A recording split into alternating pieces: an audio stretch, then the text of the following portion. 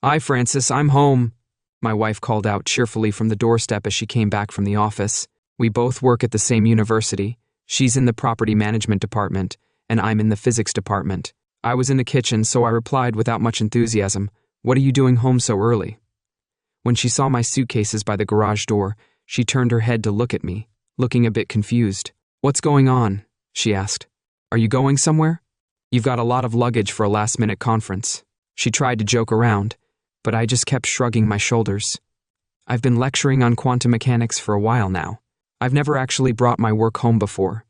I made a show of it, saying I've checked student papers and done tutorials via Zoom, but never quantum theory. She looked shocked at the anger and rudeness of my words.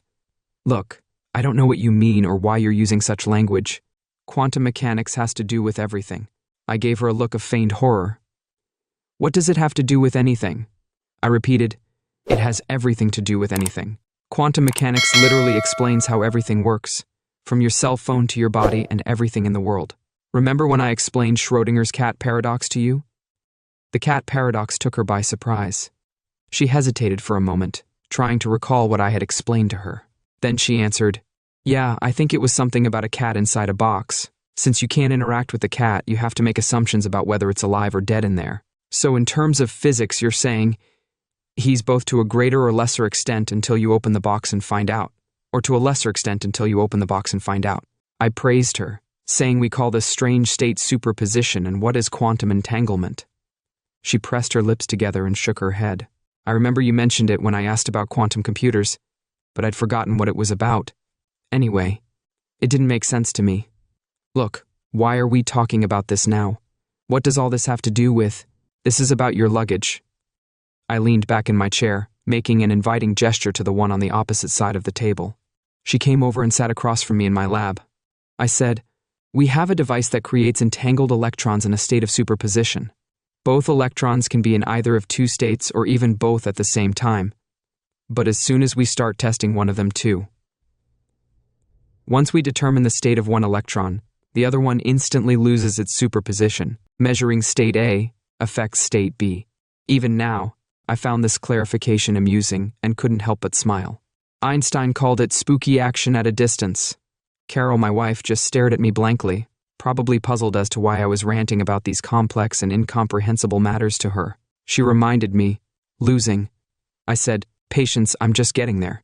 She straightened up and backed away. I continued my explanation. "When we got married, our lives became intertwined. Your condition affected mine and vice versa, right?" I saw the color fade from her cheeks. "Yes," she mumbled. "But let me finish my explanation in my own way, please."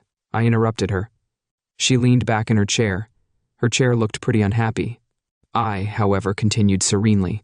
"So, if we consider my marital status in purely quantum mechanical terms, I am an entangled particle in a state of superposition, and to a large extent, depending on your actions, my position will instantly shift to one of two states. Carol, not in a state of superposition at the moment, was in utter confusion and shook her head again in despair. "I don't understand what action, position, or what the hell the states are." I softened it. "It's simple. If you're the unfaithful woman I think you are," I pushed the bulky envelope across the table toward her, "then I'm a single man about to get divorced. On the other hand," I continued, "if you can explain the one phone conversation you had at lunch today, well then I'm the graveling husband who will unpack those suitcases over there, take you out to dinner to apologize." I narrowed my eyes and stared at her across the kitchen table. Carol stared at the envelope as if it were a poisonous snake within throwing distance, and then she turned her gaze back to me. "You're leaving tomorrow for your annual conference on Valentine's Day. It will be our first time apart in the 6 years we started living together, and for the 4 years since we officially became husband and wife." I carried on. I saw her swallow nervously, and her eyes darted to the side for a moment. "I called the conference hotel to order a bouquet of roses to be delivered to your room. You know, a lovely, romantic gift for my lovely wife." Carol hissed awkwardly, turning slightly as if she found it difficult and uncomfortable to sit. I was standing up, but the lady at the front desk thought I was the other person you shared a room with. She was really nice about it, saying the flowers were a lovely gesture and that she'd make sure the bouquet gets to your room while you're in the conference room. Carol was a bit flustered and tried to say something, but I interrupted her. It seemed like a reasonable explanation, so I raised my hand to interrupt her rambling and said, "It looks like you and Craig have set up in room 238 as usual." She sat silently, staring at her hands and twirling the rings on her finger, clearly reluctant to speak first. So I asked, "What about Craig?" Carol's voice was calm when she answered, We went on a few dates and even slept together a couple of times, but there was never really a spark between us. It was just casual sex." I threw in a quick glance at a conference 4 years ago and saw her there. She was working at a housing association, and our paths crossed. She looked at me seriously, and there was no pre-planning or collusion. I don't think it was a planned thing, but I do think that if you don't believe the rest. Then she lowered her gaze again to her hands, lying powerlessly on the table. We sat next to each other during the afternoon classes, and in the evening we went out for a drink to catch up. Tears began to roll down her cheeks. We had a few drinks and started flirting, and then I went back to his room for coffee. She lifted her moistly glistening eyes and met my gaze. At least she had the courage to do that. I stayed the night. Carol squelched her nose and wiped her eyes. I was still leaning back in my chair and crossing my arms. My arms were folded across my chest, and I was listening to her confession. She told me she was recently married and he was engaged. We both felt guilty, but we decided that if we never found out, no one would get hurt. That's when I stepped in. I told her there's a chance that if she had confessed to me, I might have forgiven her. I'm not sure if that's what happened, but there was a chance. This year on Valentine's Day, she bit her lip miserably and nodded. We had separate rooms for next year, but the excitement of this secret once-a-year get-together was too much to resist. Then we slept together again last year. I booked a standard room. They always double up, and he paid the extra accommodation fee with his card. This was to be the last year. Craig's wife had just told him she was pregnant, and we'd talked about starting a family, so her quiet voice broke, and Carol's eyes filled with tears again. She looked at me. I was hoping that what she'd said would make her think twice about her actions.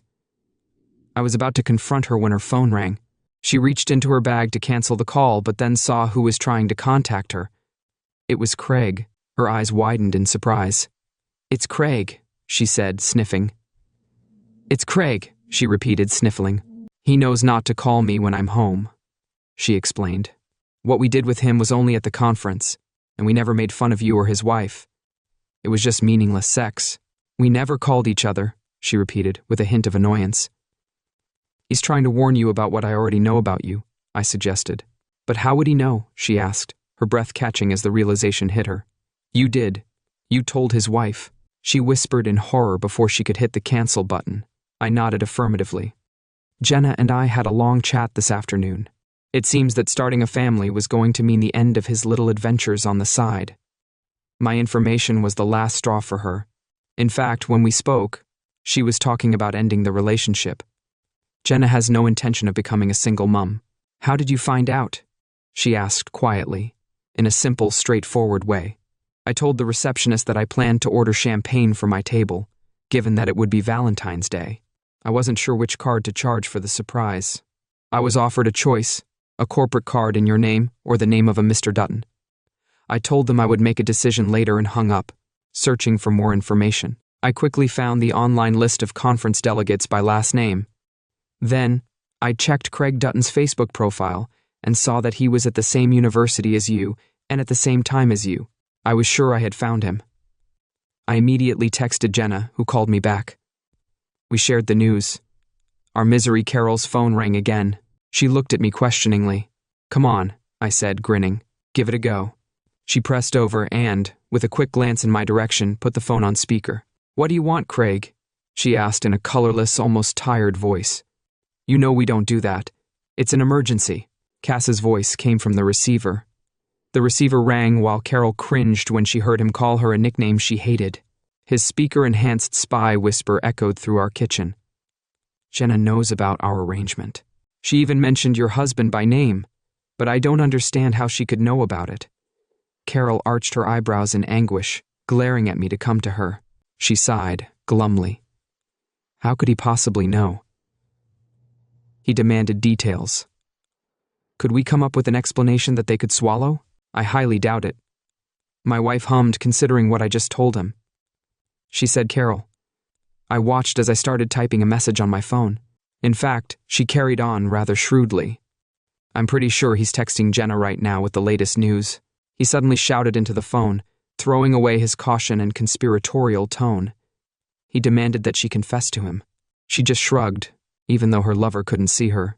He'd found out about you and me when he was trying to do something nice to show his love for me on Valentine's Day. She looked at me with a kind of longing in her eyes. I know he'll never trust me again, and I'm sure it's over between us. So I thought he deserved this one last gesture of respect before he leaves me. I've been tested and I've come through it, so I think I've earned that. Superposition explained the current situation to me, but not to her clueless lover. Carol ended the call, but Craig was still mulling over what she'd said. She pointed at the screen a few times, then looked up at me and said, I blocked it, but it doesn't matter much. I know you're busy, but I just wanted to let you know that he could never replace you. It was just a silly, inconsequential distraction on a boring evening spent alone in a hotel far from home. She stood up, wiped her eyes with the back of her palm, and looked at the envelope left lying on her side of the table. I'll help you to the car, she said quietly. As we carried my suitcases into the garage, I reflected on how things might have been different if I hadn't tried to show Carol my love on Valentine's Day. Maybe their affair would have ended on its own, and I would never have known. That's when I remembered another law that governs the universe. No good deed ever goes unpunished.